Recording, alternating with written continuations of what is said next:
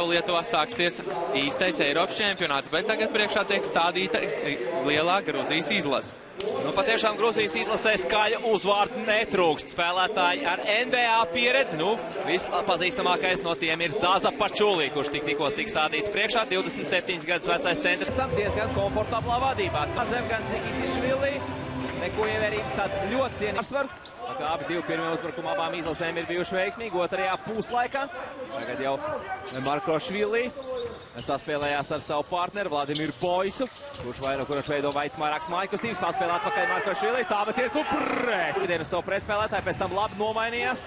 Un, lai arī bija palicis pret krietni garāko Pačulī, ar lielu spēku un atdevu turējās viņam pretī un neļauj viņam saņemt bumbu postā. Tagad gan bez variantiem. Jānis Strelnieks pārkāpj noteikumu pret Zazu Pačulī.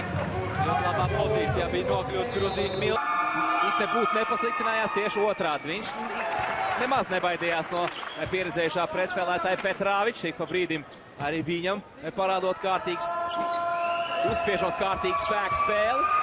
Un tagad Blauvam pirmā iespēle šajā mačā pret Grūziju Pačulī. Atlants Hawks piebrīdās, viņam pilnīgi citas funkcijas komandā, bet šeit viņš ir uzbrukuma līderis, uz viņu tiek daudz spēlēts. Nu, Pačulī bija rezultatīvākais spēlētājs 2009. Gada Eiropas čempionātā B divīzijā. 7 mačos viņam 19,7 punktu mačā. Viņš bija otrais bumbās, 9,1 atlikusī bumbu spēlē. Un arī 5. labākais bumbu pārķērājs un 2. metienu bloķētājs. Tā kā ļoti veiksmīgi viņš aizvadīja šo 2009. gadībā. Gruzijas ilsei tā ir 2. ceturtajā, Latvijai ir 3. Joprojām šis metienu balans Latvijas ilsei ir interesants. 21 2-punktu metiens, 30 tālmetieni.